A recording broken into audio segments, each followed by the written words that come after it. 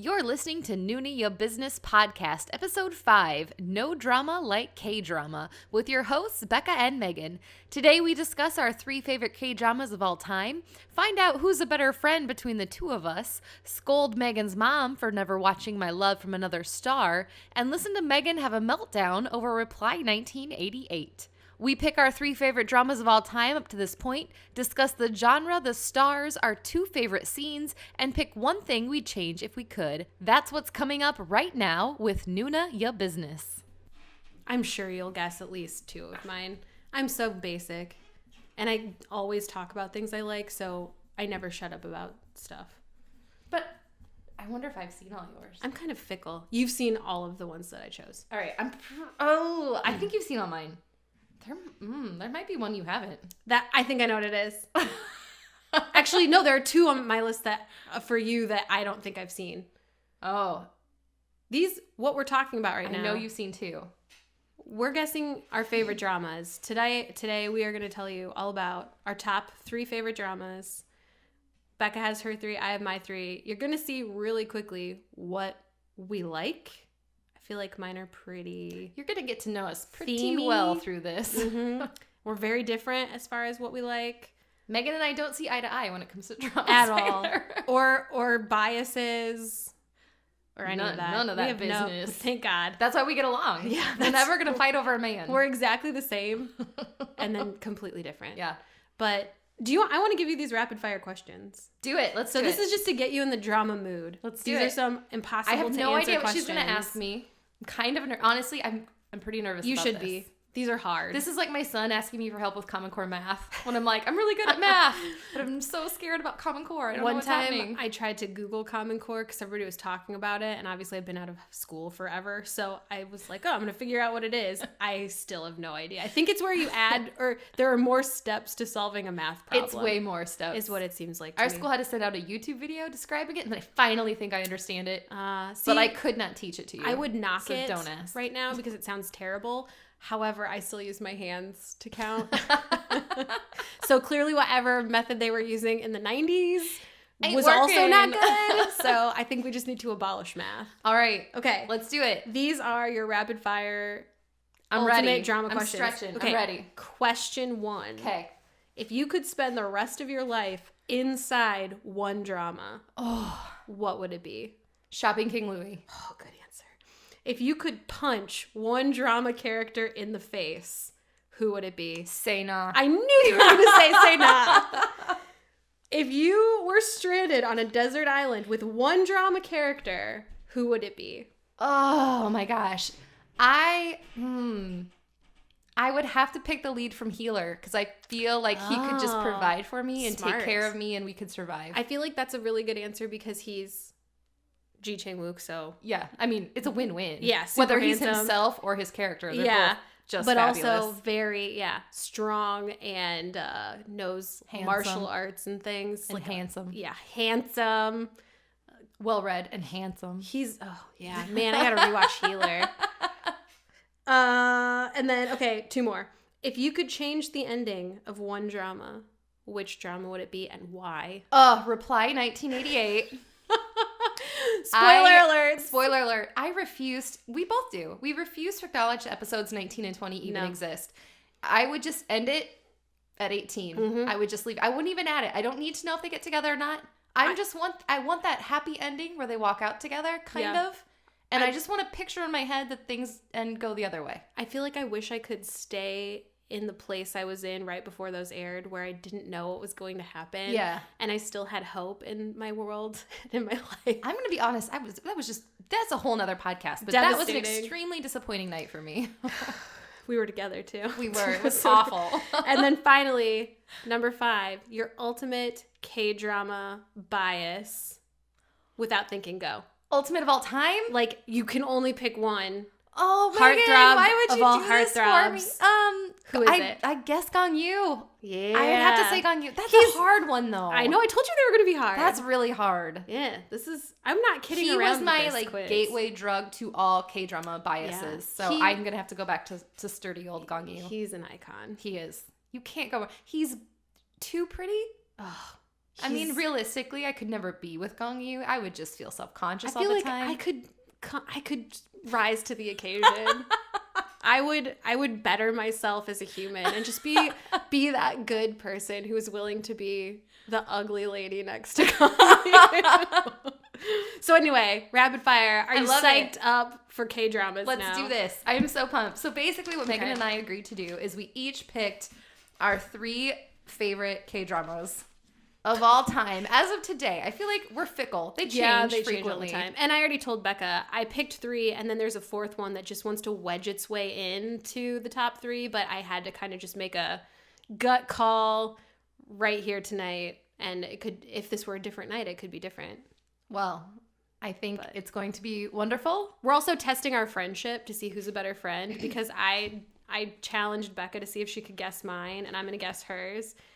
And it's going to show you who knows the other one better, because I think I fail. I think it should be noted that you just said we have not talked about this. We did not. We basically just said, here's what we're going to do. Take a few notes, and then we're going to go record this podcast. So do you want to talk about your shows first?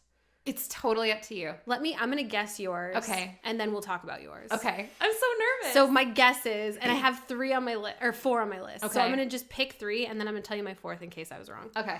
So I guessed Coffee Prince. It's not on my list. It's not. It almost made my list. You were so close. It's a good one. So then I guessed Secret. No. Dang.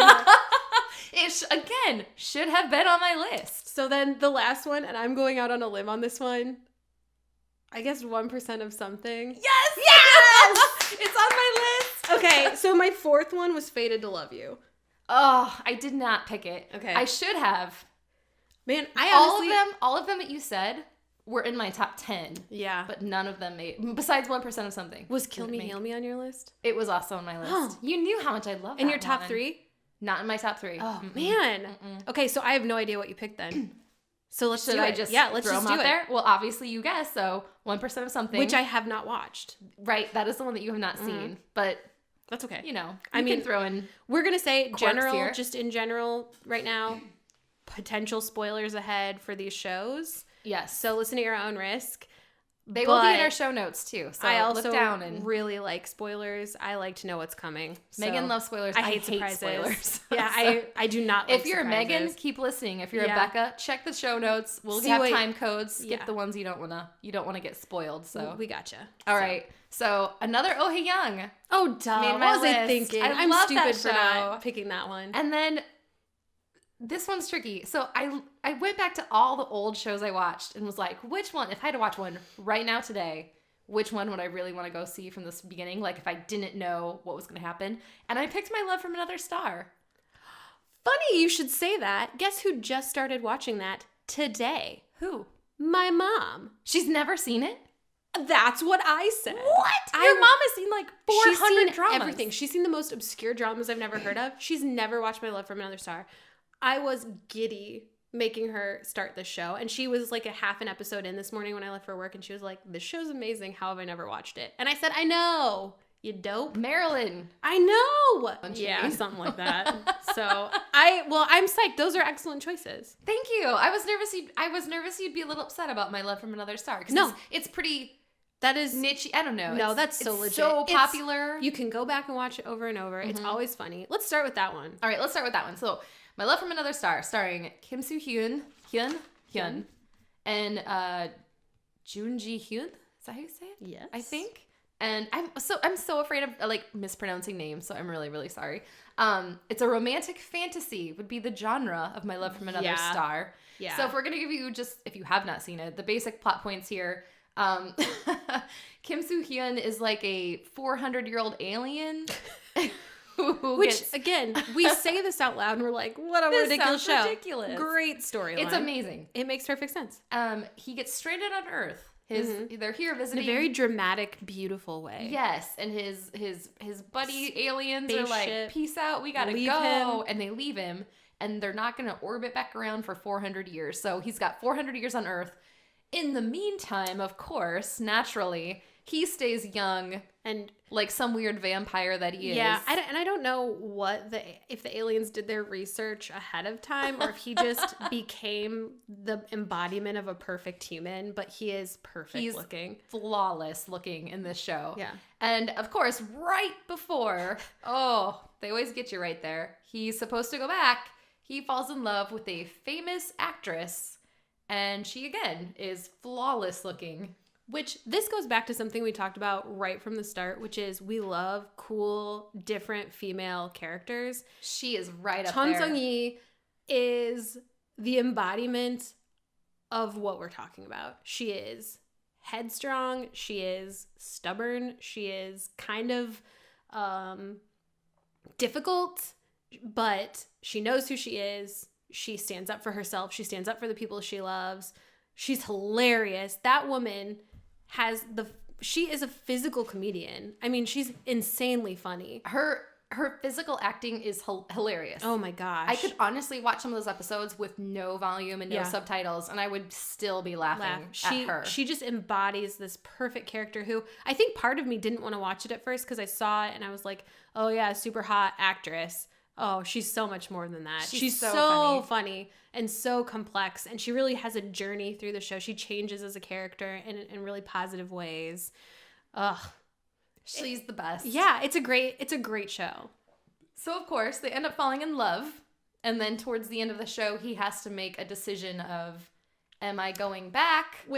And I'm slowly dying, because towards the end, he starts to kind of die. They don't give you a whole lot of details. Yeah. But am I going to stay with this woman I love and maybe die? Or am I going to go back to my planet and whatever, drink the Kool-Aid that makes me stay looking like I'm 20 for the rest of my life? Again. Yeah. So, full disclosure, this is one of the shows where I got to the second to last episode and then never watched the last episode. So, let's talk about this, everybody. I need you to know, I asked if you've seen the show, the ending, there's one of the most amazing kisses in any K-drama ever, where she's at a movie premiere and she's wearing just this angelic, beautiful white gown, and he comes back from wherever he's been and he surprises her and he freezes time and he walks up the steps and he like kind of scolds her for showing her shoulders, and he's like, I told you to stay covered up or whatever, and then he kisses her, and it's amazing and beautiful, and the way they make the crowd freeze but these two are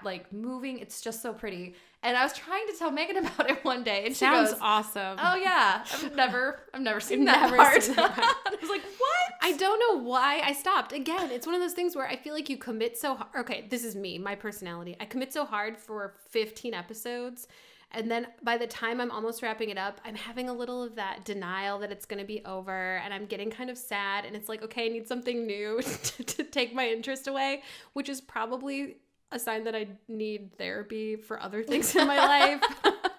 But I just can't finish them. Even the ones I love, sometimes I feel like I cannot finish them. I will say the other thing I love about this show, and I did get the finale with that, is the crazy serial killer storyline. So it's not just about an alien. There's like one of the most evil characters of all time in this show, and he is just running around killing people. Great. Great character. Very scary.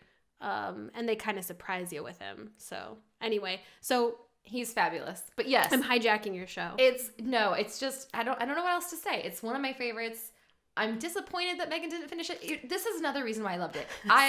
When you're the one who told me to watch it, because I was like, I need a show to watch. You know, you kind of get done with the show and you're disappointed it's over. And this is back in the day when we still have all these great, famous, classic K-dramas to watch. Right. We're so beyond that now. And Megan was like, you have to watch. This is like one of the most popular ones in all of Asia, because it wasn't just popular in South Korea. No, I feel like the broadcasting rights were all over the place. Yes. And I feel like they've remade it in other countries. It's massive. I heard that somebody optioned it in the United States. A couple of years ago, I heard that it was totally optioned. Watch that. It clearly has never been made, but oh my God, I would totally watch that. Well, I asked Megan when she pitched it, and I was like, well, do you know how it ends? And you pretty much told me you didn't finish it. I was like, that's fine, whatever. So anyway, another reason I love it so much is because of the ending. It's not, again, spoiler, I hope you're not listening if you're going to go watch the show, but it's not your typical K-drama ending.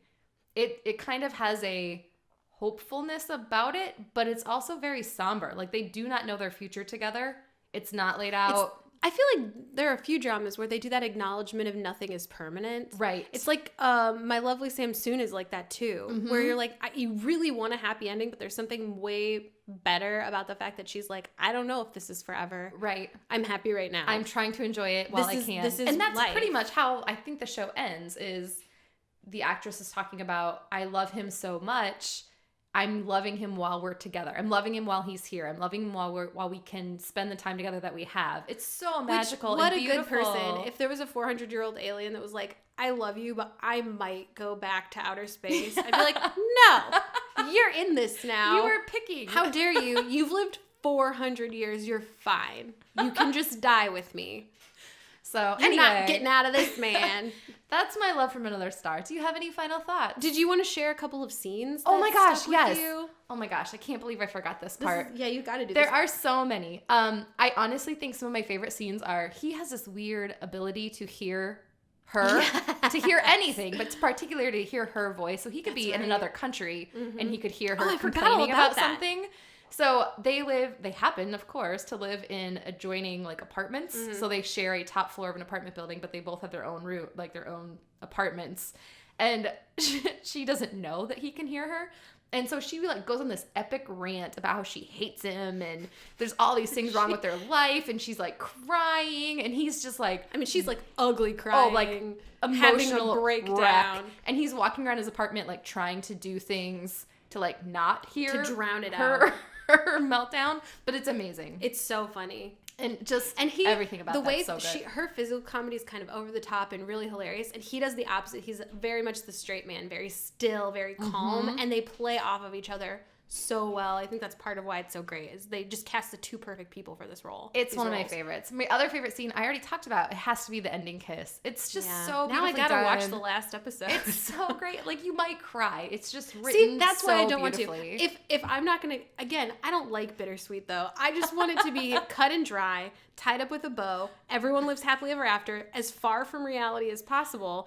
Because if I'm not gonna get that, then why did I just sit through 15 hours of television for you? It's so it's good. the least you can do for me. It's so good. It's worth it. So those are my two of my favorite scenes. The whole show is amazing. Is there anything you don't like about the show? Honestly, any complaints? It's pretty much perfect. My only complaint would be, and I hate even saying this out loud, I wasn't the biggest fan of the second. I guess she wasn't the second female lead. There's a woman who gets murdered early in the show. She's like a competing actress. They share the same shoes. Her. Yeah. I wasn't the biggest fan of that actress. And I don't know if it was her or just the character she played. I actually feel like one of my minor complaints about the show, and this did not influence the show for me, one of my minor complaints is that they did go that very typical route with the second female lead where she's just the worst. Mm-hmm. I mean, there's nothing redeeming about her. I forget if she kind of turns a corner. She's been in so many shows since then. And she plays, and she's so lovable. She is. The actress herself is great. I gotta look her name up. She was just in Goblin, and she was a delight. She's in everything. She's in Secret Garden. She's like a young Why can't I think of her name? She's in everything. But I just feel like I hate it when they do that to the second female lead, and I know, I get it. It's a really useful character device. But sometimes they had enough obstacles. I just didn't need this woman being just a bad person at them also. Right. And I can't remember if she ends up not being that bad. I think she pretty much ends up being still pretty bad. But you know what? She was a famous actress too, so we'll let it slide. Yeah, it's fine. They're probably hungry and they're sick of getting their hair pulled on every day, so just typical woman stuff. We're going to let it slide for now. What's her? You and Na. Yes. Yeah. Again, I love her. Beautiful, and she's been in so many things since Maybe then, that's what my problem with her is. I don't like seeing her as a bad guy. I just want her to be That is a great way to say it. She's so lovable. Yeah. Oh. Put a pin in that. Okay. Next. So I think next, let's talk about another Oh Hae Young, because I know you've seen that one too, and I know we both loved that one. So I didn't finish this one either. Go for it. I didn't finish it. Oh, you didn't finish another Oh Hae Young? No. Megan, what am I going to do with you? Here's my other thing. They get together at some point, and then I'm just like, okay, they got together. I'm good. It's like The Office. I stopped watching The Office once Jim and Pam got together. Well, so it like, wasn't that funny ties after it up that. for me. Yeah. They were kind of jerks after that, but we're not here to talk about The Office. Another Oh Hae Young. Becca, go. Let's go. It stars Eric Munn. Delightful. delightful. And Seo Hyun-jin? Is that how you say it? We love her. We love her. Yeah, she's tearing it up. She's on fire right now. I would classify this as a drama, but like a rom-com too. Yeah, a romantic. Yeah, it is, because it is funny, and it's also kind of not otherworldly, but where it's got that element of magic to it, because he can see the future. Oh yeah. I always forget not that sci-fi, part. but like fantasy. Yeah, fantasy. Yeah. Yeah, I can see that. I kind of forgot about that. Don't you always forget that? I feel like it's such a huge part of the story, it but is. you never totally think forgot about it. Yeah, you can totally see the immediate future. So in this show, this sweet, sweet girl, who again, another awesome character where you see her and you're like, that's me. Yes. I get this character. She may be the most relatable female character in any K-drama I've ever seen. For no fault of her own, just cannot get her life together. Right. She's got troubles. Oh. And her name, the way they set it up. I'm just remembering how it starts. All of it, it's genius. It's so good and so sad. It's so basically, why don't you give me your first impressions? Well, all I remember, and again, forgive me if I'm a little foggy, it's because I watched most of it, but it's been a while. So she gets like left at the altar, right? Mm-hmm. By a super hunky guy who I've seen him in things subsequently, and what a good actor. I love him too. I think he's Canadian. Yeah, she gets left at the altar and then moves back in with her parents, and basically her life is falling apart, and just she is at her bottom. Like, she hits rock bottom. She hits rock bottom, and then she kind of bounces and goes to a new rock bottom. Yeah. Like, constantly. I remember she's in the middle of a road when she meets Eric Munn. Mm-hmm. Right? Oh, it's so good. Basically, so the whole plot of the show is her name is Oh Hae Young. Right. And I forgot about the other Oh Hae Young. So she went to school growing up with another girl named Oh Hae Young. Mm-hmm. And this other girl was prettier. And what do they call them? Like, more pretty athletic. Oh Hae Young and the other like Oh Sunshine Oh Hae Young and something. Yeah. And so obviously when people would talk about Oh Hae Young, they were referring to the other Oh Hae Young. Oh, I'm remembering all of these plot points that had just so completely escaped my memory. And so I'm just gonna jump in here. Here are a few things I loved about this show. The other female lead, Oh Hae Young, is not hateable. No, she's a good character. Do not hate her. And she's very multidimensional. She's not just beautiful and lovely. She's had a hard time also. She's had a hard life too. She is kind. She's generally very kind. I think as a human, she cares about other people. But her problem is that she broke the lead's male's heart. Eric Munn. Yeah. Yeah, the actor Eric Munn. Yeah. She broke his heart. They actually also were going to get married, and she left him at the altar. And it was traumatizing for him. So when he meets this new Oh Hae Young and finds out that she was left at the altar, but she shares a name with the woman that he once loved, it's just this whole thing. You find out that they're already kind of mixed up in each other's lives and have no idea due to a huge misunderstanding that is heartbreaking. But then they end up getting connected up again. Again, neighbors. They become neighbors. They share like a joint apartment. I've never almost. had a hot guy live next door to me. I have never had like my cousin lives next I was door an RA for a while. Did the dorms count? No. I've never had a hot guy live next to me in a dorm either. I have never had a hot neighbor. So what's up? Do I need to move to Seoul, or how do I make this happen? But anyway, yeah. So it's really funny, and watching her kind of recover and find her way again is so engaging, and you just kind of fall in love with her. I mean, like, Eric Munn's great, but I fell in love with Oh Hae handsome, Young, and he is very handsome. He is super hot. Yeah, but I cared less about him. I was so much more focused on our lead gal, because she is just. You want to be here. That was another one where I just started dressing like her all the time. You did. I actually noticed it. I think I pointed out to you once. Yeah. All her clothes are amazing. And so I would just take her style and try to copy it for the better part of the year. Also, I think our listeners need to know, Megan is wearing like a Jungkook looking sweater tonight. K-poppiest sweater you've ever seen. It is way too big for me, but in a cool way. It's I look really cool. It's flawless. Thank you, Like, Becca. I'm almost convinced Jungkook is sitting across from me. Almost. Don't put that in my head. If he was blonde and female, he would be sitting across from me right now. So anyway, her character, the thing I loved about it is she is vulnerable, and she's one of the few K-drama characters, in my opinion, at least female-wise, just completely honest at all times. She tells the lead, this is how I'm feeling.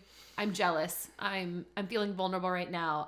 She just lays it out there in a way that I think is totally admirable for any woman in the world. We should all be able to say our minds. Not apologetic the way that you see a lot of people in real life. I feel like the way that I am, and I fall into traps of being, she's there to be honest with you. So a few of my, go ahead. You have got something. Are you going to mention Kim Mi-kyung? I was just going to go there. I wondered. So I was anticipating you. Continue. If you listen to our Noona Awards, you know our last podcast that Megan and I have a love obsession with Kim Mi-kyung. And she's been in every drama we've ever seen, I swear. At least everyone we've loved. She is the mom of ugly Oh Hae Young. I hate to call her ugly. She's not ugly remember at all. but I feel like it was that thing where I work at my job. There's a girl who's younger than me that's named Megan, and they call her Young Megan, and they call me old Megan. It's like that. They refer to it. It's been a while. Yeah. We should have taken better notes. Should have gone back and seen it. Not hot Oh Hae Young. Real Oh Hae Young. Real lead honest, character Oh Hae Young. Vulnerable Oh Hae Young. We'll call her Oh Hae Young number 1. So Kim Mi-kyung is her mother and is just amazing. Yeah. Again, she's amazing in everything. Kim Mi-kyung, if you ever listen to this podcast, we love you so much. Please, we will buy you lunch. Just let us know. We just love you. We think you're fabulous. Yes. So she plays her mother, very maternal, fights for her. When she realizes that Eric Munn is her neighbor, she goes over and starts bringing food and tries to make a lot of noise so he'll come over. And then when he finally does come over, she makes a big production of, what's wrong with my daughter? Why don't you like my daughter? It's the mother we all want. And it's I think amazing. Part of the reason their relationship's so cool is they're the same person. Oh yeah. And you see that because they butt heads all the time, and they just fight like crazy, and they're so in each other's faces, and they love each other so much you just lose it. I mean, are you going to talk about the dancing scene?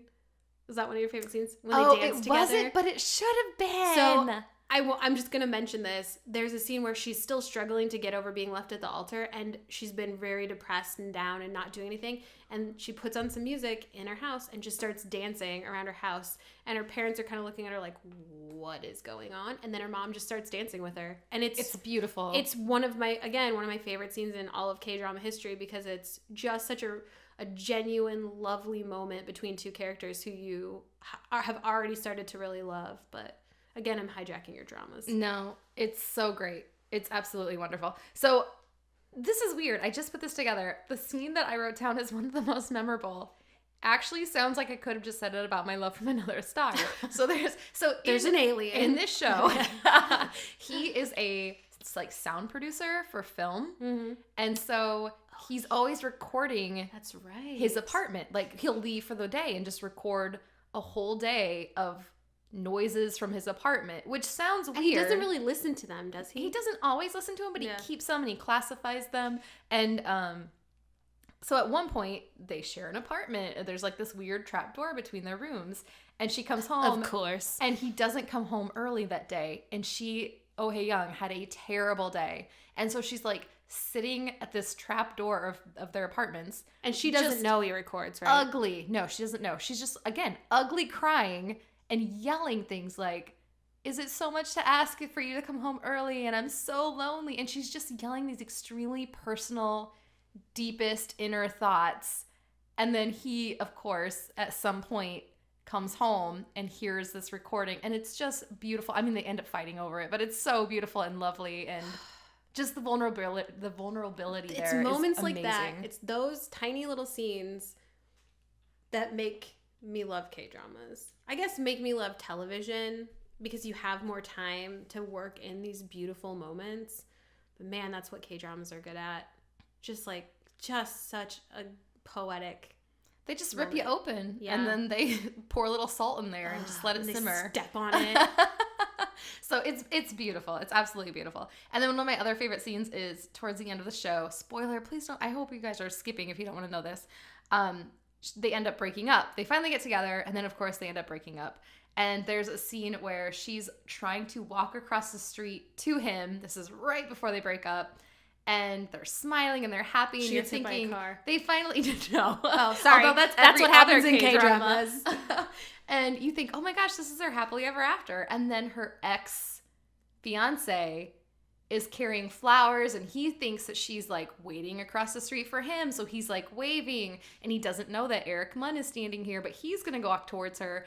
And then it's just like this horrible confrontation where the three of them get together and her ex has this beautiful, huge bouquet of roses that he's going to give her. Andy has a huge reason to hate Eric. Yeah. Huge reason. And he gets so angry that he like hits this like light post in the street. I saw that part. With the flowers and the flowers go flying and it looks like visually it is the most romantic thing you've ever seen. But emotionally, it is the worst thing that you can feel. Oh it's just amazing. So, there's a tug and pull there. Because I like spoilers. Do they end up together?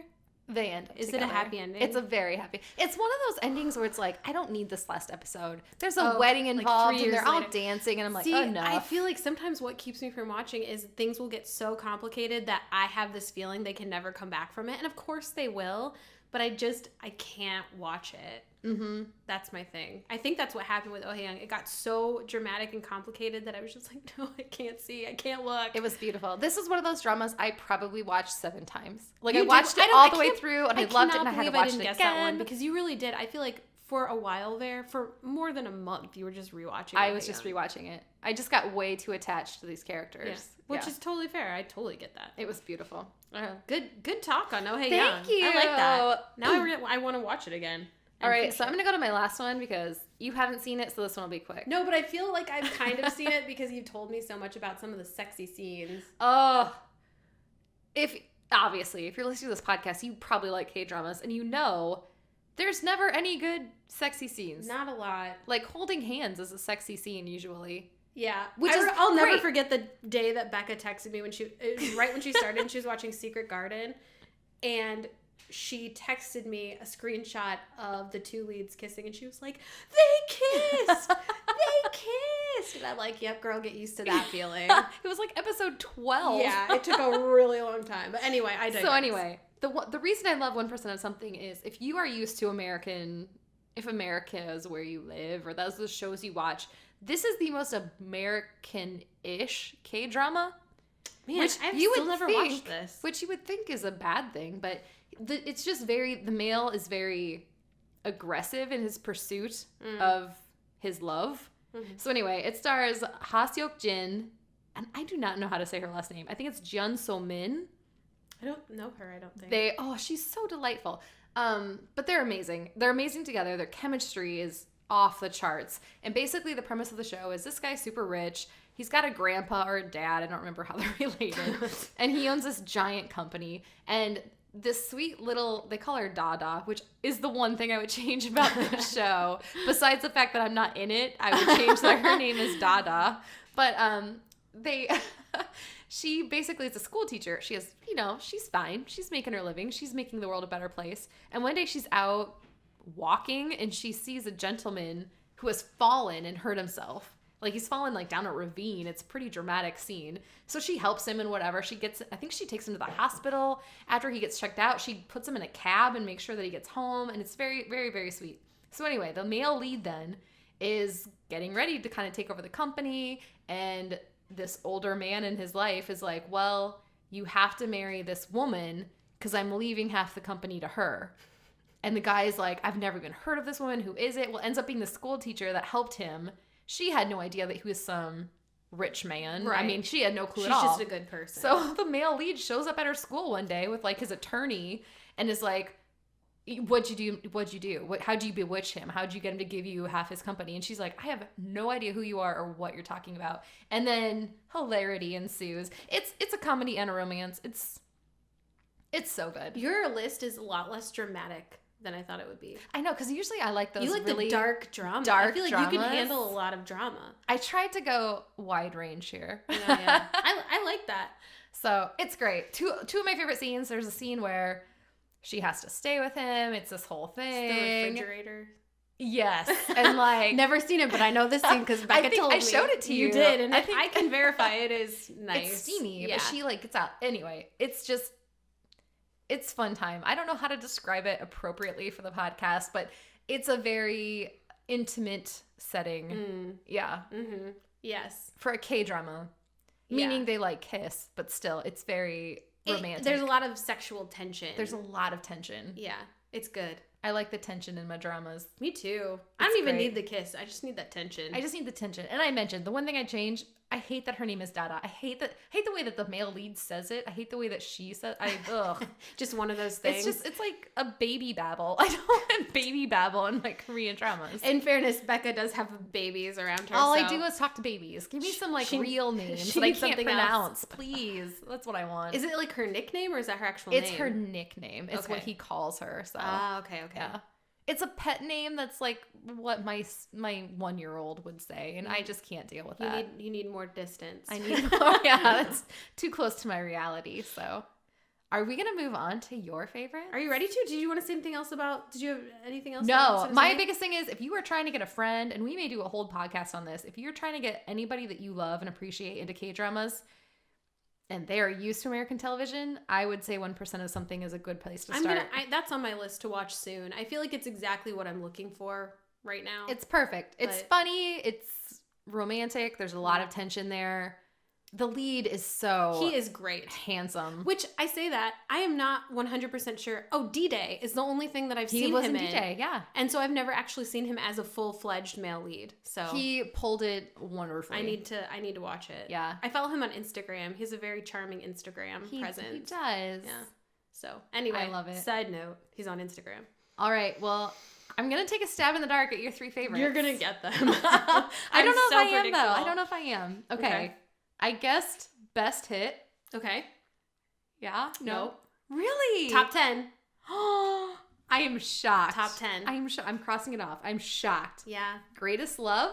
Oh, yeah, it's on there. Oh, yes. Yeah, that hasn't changed since the day I watched that show. All right. That one I felt like best hit was a shoe-in. I'm shocked. Okay. Shopping King Louie? Yep. Yes! Yep. Well, now I have to try to guess a 4th. Oh. It's probably something so obvious that I should know. It's so obvious. How do I not? Well, maybe you don't realize it. I don't know. You're just going to have to tell me. So the 4th one that didn't make the list was Secret Love Affair. I almost had it knock off Shopping King Louie. But then I came to my senses and was like, no, I love Shopping King Louie. But I love Secret Love Affair. I think the performance, quick plug. It is very dramatic and very serious, but it is so beautifully shot and so incredibly beautifully acted and written. I was mesmerized by that show. I would recommend it to anybody. Again, it is very sexy also. In a way I did not expect, because it is a May-December romance between a student and a teacher, which also is not something that I find attractive. Is the Bale. Yeah. It's a Noona romance at its best. But it is a fascinating look at characters who are very, very, very complicated and not really that likable. With this exception of Louie, who plays the young man, the rest of the characters are pretty hateable. Mm-hmm. So it's great. But I decided to go with Shopping King Louie and Reply 1988. You did pick Reply 1988. So I thought the ending would kill that for you. And that is a testament to this show. Despite the fact that it left me so brokenhearted, I felt like someone I had personally been broken up with and then hit by a car. I loved that show so much. Has such a special place in my heart. So we'll talk about that one last. Listen to this at some point and realize how much heartache they've given all the women in the world. For us, okay, and this sounds dramatic, and you can judge me and us if you want to, but we were legitimately negatively impacted by how sad we were at the ending of that show. So here's what happened. We knew the ending was coming. This was the only show ever that I've watched as it was coming out. So we watched it. We were watching it at the same time, which never happens. No, we never do that. Jinx, buy me a Coke. And so we were excited, and we had planned this party where Megan was going to come over, and we were going to watch 19 and 20 together at my house. after Megan got off of work at 11 p.m. And I'm a spoiler queen, and I had not looked at any spoilers. I had stayed off the internet for like 48 hours to avoid spoilers because I wanted to experience this finale in the full way, like the complete experience. So to set the scene, I did have to work the next day at like 7 in the morning. And I worked so And late. these episodes are 2 hours apiece, and Megan wasn't going to get here till like 11:15, 11:30, and we were still fine with it. We're we're going to do it. Nothing Doesn't was matter. going to change this. Nothing's going to change it. And then we ended up seeing a spoiler. And I felt so bad that it ended the way it did. I went out and bought Megan a present. Yeah. And I wrote a note on the package that said, I'm sorry the writers of Reply 1988 are such jerks. I'll post a picture of it because it was so cute. and I don't know what made us I still came over and we watched it, even though we were depressed. I think I brought booze and we had like ice cream. You brought booze and ramen. It was like the best we just party binge ever. ate our feelings and we sat on this little couch and watched and these just 2 episodes watched and it. just hated everything so much because it was just so unsatisfying. So maybe should we just talk about that one, or you want to talk about, okay, Let's just talk about Reply it. 1988, if you're not familiar with the series, it's kind of a third part of, there's Reply 1997, which came out first, Reply 1994, and then Reply 1988, and they are all set in kind of different parts of South Korea. They center on a family or a group of families and their friends, and they're just stories about people. They're definitely ensemble casts, and 97 and 94 are also wonderful. I highly recommend them. Actually, So In-guk is in 97, and he's in Shopping Key Louie, and he's in like 3 other dramas on my top 10 list. I love that guy. But anyway, again, I digress. 1988 was the first one that I watched. And I got into it by accident. Again, the description, because I'm pretty hardcore into romantic comedies, it seemed so just a family drama, and I didn't think I was really in a place where I wanted that. If I had only known. I mean, the writing is so good. The characters are incredible. And we'll just get to the point here. Ryu Jun-yeol, my introduction to him, he played Jung-won. So this 88 centers on a group of friends, obviously, and outside of Seoul in 1988. So the Summer Olympics are going on. You get this great snapshot of what it was like to live in South Korea in the 80s. The music is incredible. The costumes are great. Sets are incredible. It's just the full package. And every single character is a delight. You love them all. And you follow all these different storylines, and Except it never for feels... Takey. I can't even talk about it. I'm sorry. I interrupted you. I can't. Oh, no. So that's the problem. I didn't love all the characters. We're just going to... Since this is a limited time, there's Hyeri, also won me over. What Gosh, I love her wonderful so much. Character. She just created such a beautiful character with Duck-sun. She's perfect. She played Duck-sun. Ryu Jun-yeol was Jung-won, and then Park Bo-gum, who I'm sure is a lovely angel of a person, played Taek, who is a sweet character for sure. He's kind of this like genius. He plays. Oh man, I can't even think of what it's called. It's like a chess game. We were just talking about it. We were just talking about it the other day. Well, he plays this game professionally. He's a prodigy, and he is this weird side character that everyone kind of loves and takes care of because he's, again, one of those geniuses who is so smart and incredible at one thing and then kind of gets people baby him and take care of him because he doesn't have a lot of common sense. So they build you up. Some of the most romantic stuff Baduk. Some of the most romantic scenes I have ever seen in a drama. Jung-won is in love with Duck-sun since they're kids. And it is the most beautiful portrayal of young first love I've ever seen. It made me feel like a teenager again. It gives you a physical reaction. It's so lovely. And you follow these 2 characters, you become so invested in them, and you finally think they're going to be together because you follow them over years and years. Mm-hmm. Obviously, spoiler alert, they don't end up together. And I get it. In real life, that's what happens. You don't end up with your first love. But if you're gonna put Duck-sun with Taek, give us any indication ever in the show that this is a possibility, except for like all of a sudden at the end where they're like, oh yeah, like we're in love, obviously. No, I did. I There's felt no nothing. build I up. felt nothing. There's no And I build have up. seen Park Bo-gum and other stuff, and he is really great. I love him. He's lovely, but I just cannot get over Take. I cannot get over 1988. It's still a huge problem in my life. I clearly have a lot of feelings and resentment about the show. I've never seen Megan I'm this so upset. I mean, like, it's all like it's happening to me again. I was so invested in that. It killed me. It killed me. And then the PD and all the writers were like, we knew from the start she was going to end up with Take. I call BS on that. Because if you did, that's just bad writing. Anyway, moving on. There's no build up. And here, okay, can I have to throw this in. Please, I need a minute. I think we need to let Megan cool off here. Have a sip of wine. Thank We're you. going to be just fine. One of my favorite scenes. So we were talking, she literally is shaking, everybody. One of my favorite scenes, and I hope this made yours, but if it didn't, I'm not going to be offended.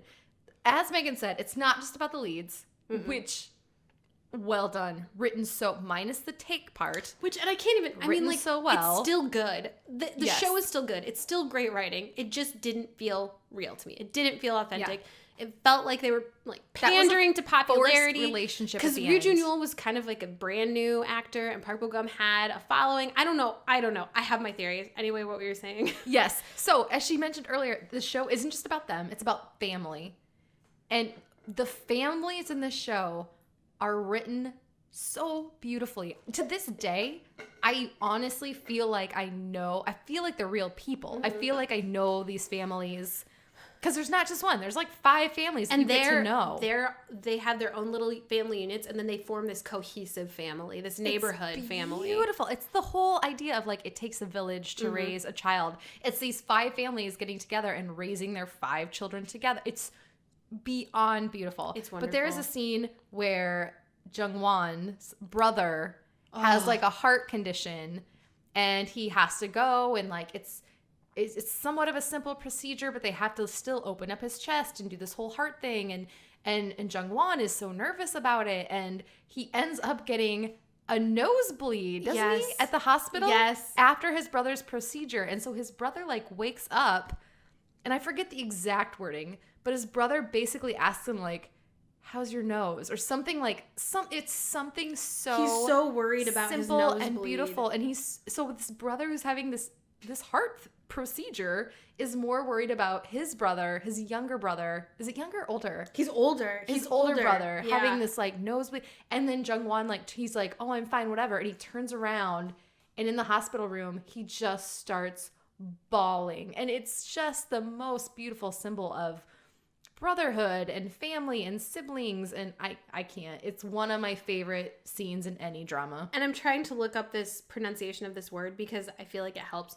You have to understand that Jung-won is the first character we ever saw who was described as tsundere. I don't know if that's how you say it, but I think it's a Japanese term, and it's basically a person who acts cold and harsh on the outside, but is really warm and loving and caring on the inside.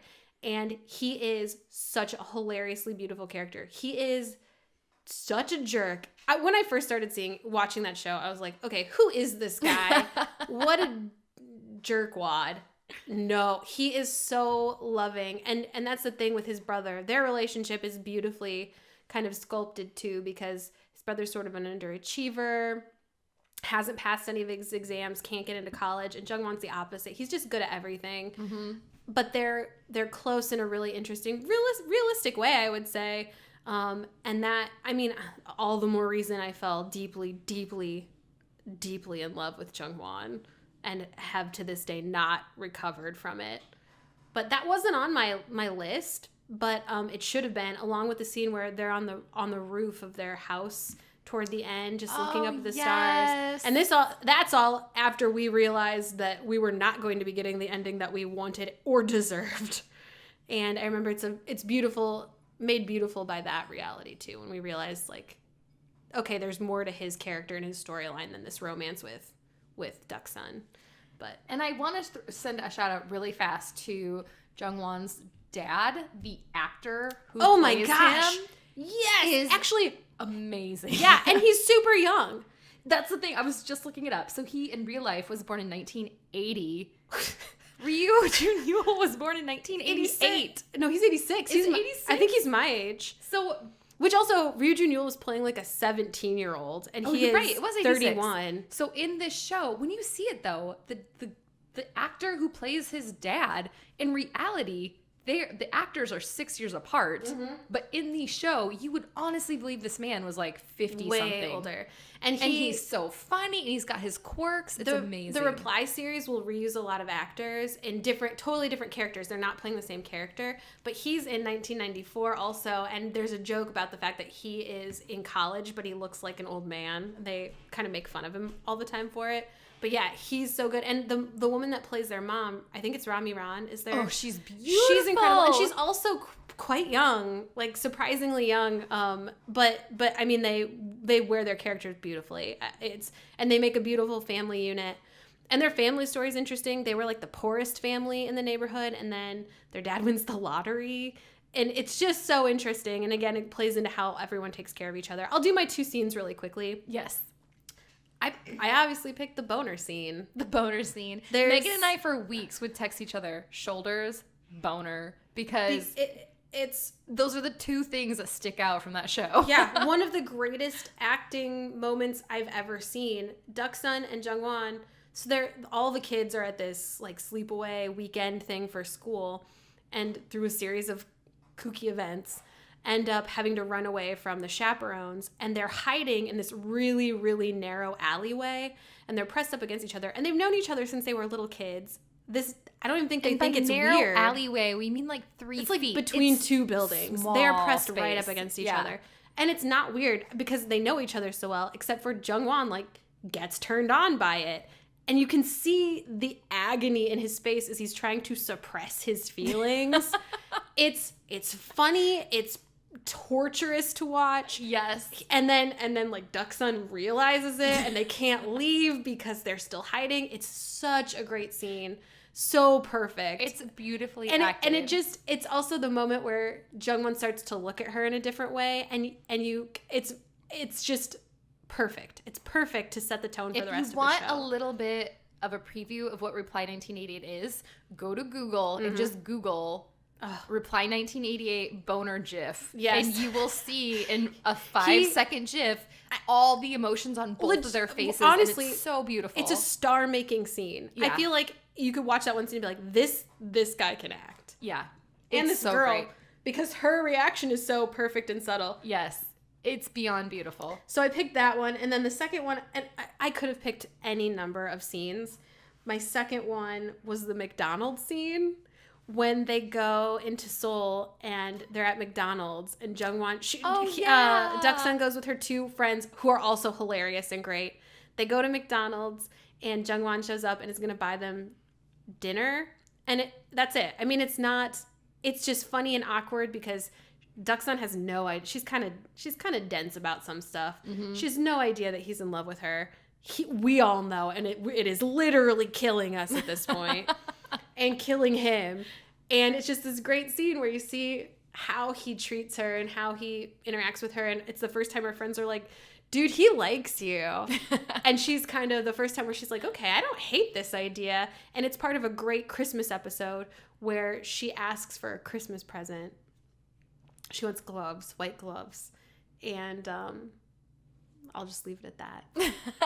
It's probably my favorite episode. You are making me feel giddy because we've all been there when we were younger and naive to first loves. Yes. When all of a sudden you realize, oh, that boy that I always thought was annoying or just constantly looked over has a crush on me. Like, it's that scene where it's like people are pointing it out like, and how do you not see this? And you're suddenly thinking about it differently, and you're overthinking. You're just questioning everything you ever knew.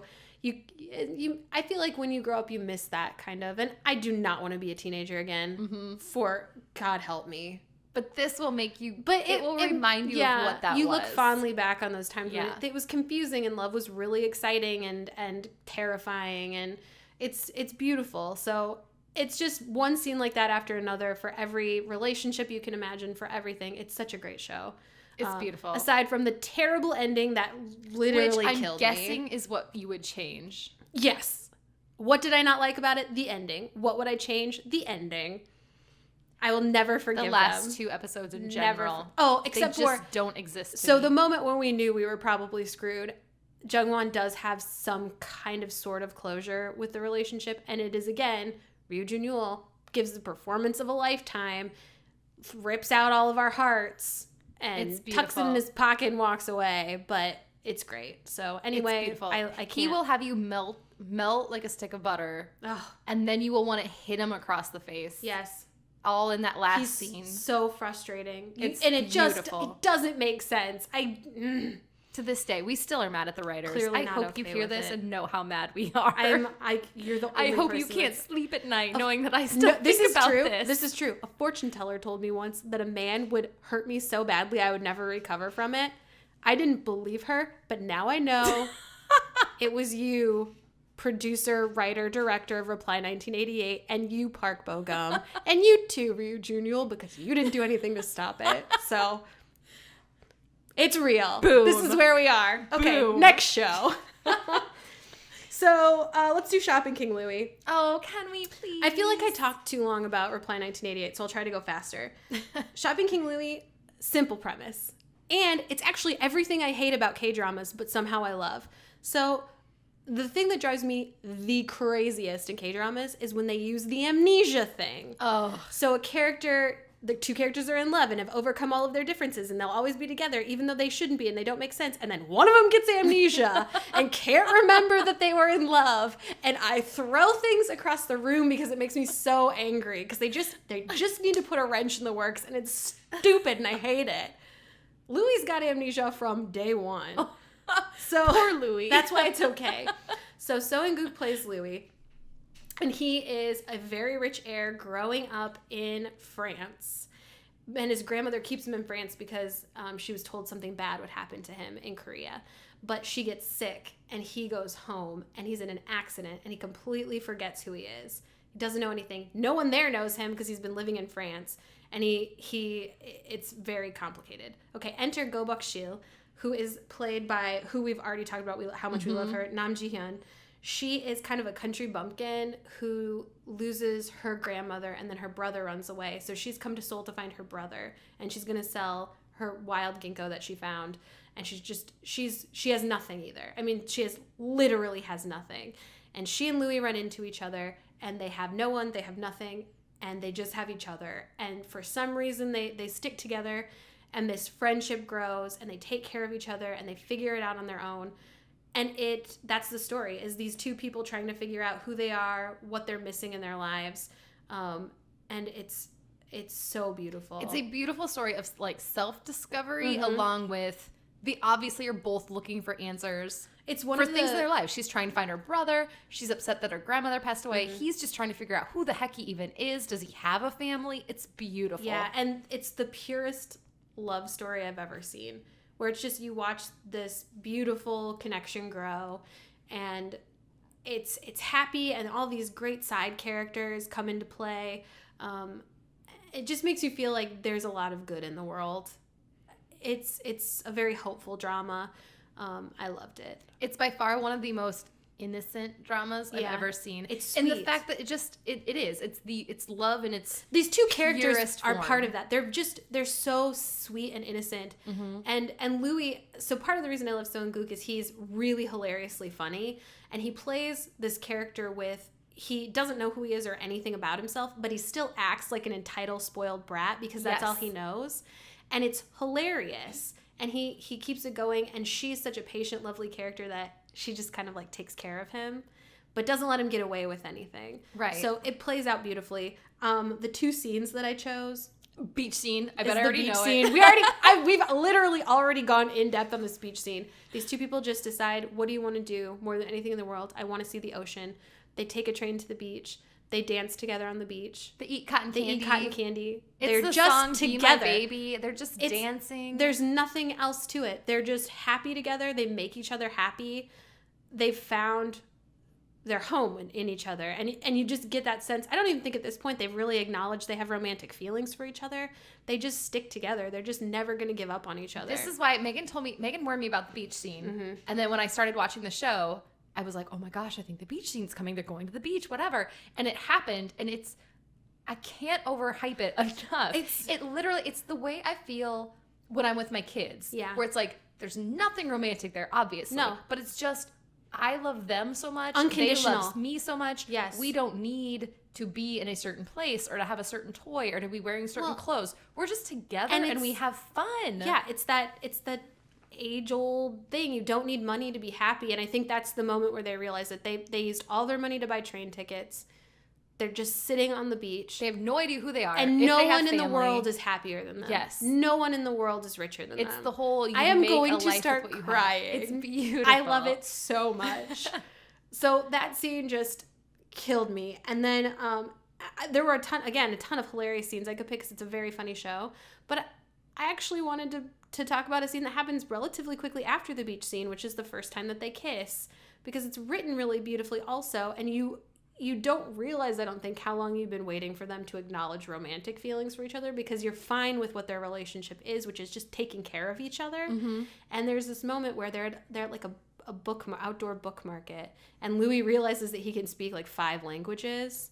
Because he's really well educated. He picks up a book and it's in German, I think, and he starts reading it. Yeah, he reads one in like Japanese French. and German and French and Spanish, and he's like asks Gobokshil to tape it because he's like, I look so cool. Look how cool I am. And then at the end, they're asking each other what their happiest moments are, and he tells her whatever his is, and then he records her and he says, Gobokshil, what's your happiest moment? And she just says this one, and it's beautiful. And he just kisses her. Oh, he's like, oh no, what do we do? He literally says something like, oh, what do we do now? And then he kisses her, and it's simple and sweet and just beautiful. So it's gorgeous. And that's like a running bit then till the end of the show, where before he kisses her, every time he's like, oh no, what do we do? What do we do? And she's like, don't you dare. And then they kiss, and it's again, lovely. it's like that little it's just so beautiful and sweet simple. And it's perfect. That's the thing, is they really built a great drama around, they had kind of a weird premise or an out there premise, but they built these beautiful characters around it, and it's such a full, beautiful experience. This is one of those shows where I'm convinced the writers going into it knew what they wanted the viewers to feel and wrote every scene to lead you up to, this is how you should walk away from the show feeling. Yeah. And it's pure and simple and happy, and I just cannot use words to describe it. I feel like beautiful. It gives you hope in everything. Mm-hmm. So I loved that, and I honestly couldn't think of anything I really wanted to change about it. It is one of the perfect shows. It's just great. So those were my first 2. My third one, it's been my favorite since the moment I watched it, Greatest Love. Of course, the Hong Sisters show had to show up on this list. Again, the premise is very K-drama-y. A top star. So he, through a series of wacky events, starts to fall in love with this kind of washed-up girl group singer who was shamed by the nation, and it wasn't her fault. She was kind of framed. And Gong Hyo-jin, the most incredible #1 actress in our hearts forever. She was our first love in Korean dramas. She will be our last. She plays this great character who nothing gets her down. She gets it. I mean, I feel like she just knows where she is in life. She knows she can't really win, so she's going to do whatever it takes to support her family. And Cha Sung-won, who is hilarious and brilliant and so romantic. He keeps pursuing her and he's in love with her, and you come to find out the reason he's in love with her is because he had heart surgery years and years before, and the surgeon was listening to her song, her girl group song, while he performed the surgery, so he thinks it's something ingrained in his blood now that he's in love with her, and he has to have heart surgery again, and then he's like, well, once I have the surgery it'll go away, kind of thing. Mm-hmm. So there's all those sort of silly drama things in it, and you're like, it's like kind of like the Amnesia thing where you're like, you gotta be kidding me, but it's really funny. She goes on a Bachelor-style show to kind of help her career, and he gets really jealous. And there's all these twists and turns. But I will say, the 2 scenes that stuck out for me, it starts off, and I don't remember why. It's, again, a series of wacky events. He lets her call him while she's on some kind of quiz show, and it makes her look really good that she's calling Doko Jin, and he lets it happen because he makes questionable decisions from the start. As far as he's not like the brightest I forgot career his name was guy. Doko Jin. So good. Yeah, he's such a great character too. I'm hyping up the girl, but he's just as good. He lets her call him on this show, and she knows. Oh, that's why she knows a secret about him. He bribed a director to give him a role with a really nice bottle of wine, and she has to give him all these clues, and so he has to guess a different word. And they're great at it, and they get to the last clue. And she basically is like, oh, it's what you bribed that director with. And he's like, wine. And she's like, yeah. And then everybody's like, wait, it's on live television. So it starts from there. They kind of hate each other, and then they fall in love. And they, again, twists and turns, but it ends really nicely. And it's just a great show. So that scene is one. And then the second scene that I picked, there were two. The one where he's sneaking into her bedroom, and then she comes home and he's trying to hide from her, and he steps on her face cream, and then has to clean it up with her shorts. And then she walks in, he's got a pair of her shorts up in his face, and it's so funny and weird. He's great at physical comedy also. He is. But then there's a scene where he can't stop himself from making bad decisions. He bids on a pair of her shoes on an online auction because her stuff isn't going, and he feels bad for her because he likes her. So he bids on her shoes, and then there's all this speculation about who bid on her shoes. And finally he comes out during this press conference because I think everyone's accusing her of buying her own shoes or something. I forget what it is. But he comes out to prove that he bought the shoes. And it's a great scene, and it's really dramatic, and he's like, oh my goodness. But then afterwards he's like, okay, wait, how are you going to deal with the fallout of this now? He just never thinks things through. So he's really, it's a great show. I love it. It's a great starting place for K-dramas too, I think. And here's why I feel so guilty. So I just looked it up because I am a super organized person to a fault. So I keep track of all the dramas I've watched in the order I've watched them. And the reason I did like Greatest Love, so I feel I hate that you loved it, and I was like, meh, it's okay.